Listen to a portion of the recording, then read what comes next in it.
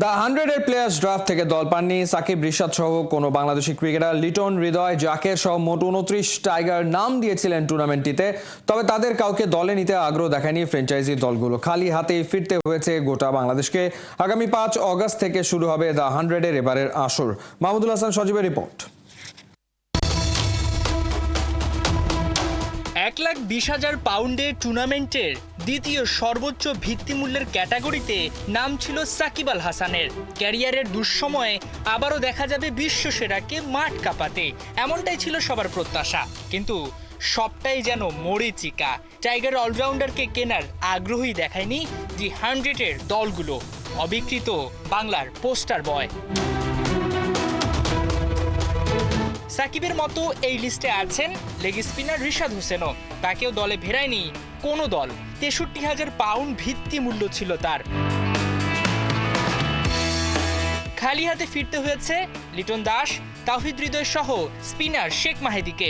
তাদের প্রত্যেকের ভিত্তি মূল্য ধরা হয়েছিল 52,000 পাউন্ড।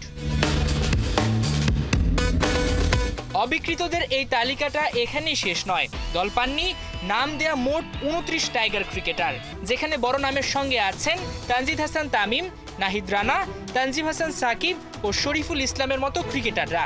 এর বাইরে জাকের আলী অনিক, এনামুল হক বিজয় কাউকেই কেনার প্রয়োজন মনে করেনি দলগুলো। এর আগেও ইংল্যান্ডের জনপ্রিয় 100 বলের এই টুর্নামেন্টটিতে নাম দিয়েছিলেন বাংলাদেশের বেশ কয়েকজন ক্রিকেটার।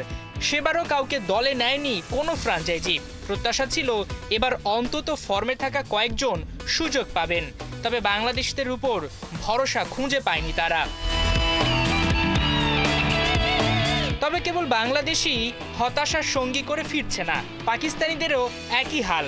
দেশটির মোট 45 জন ক্রিকেটার ড্রাফটে নাম লিখলেও কারোই সুযোগ মেলেনি। আগামী 5 আগস্ট থেকে শুরু হবে টুর্নামেন্টটির এবারের আসর। মাহমুদুল হাসান সজীব, 71।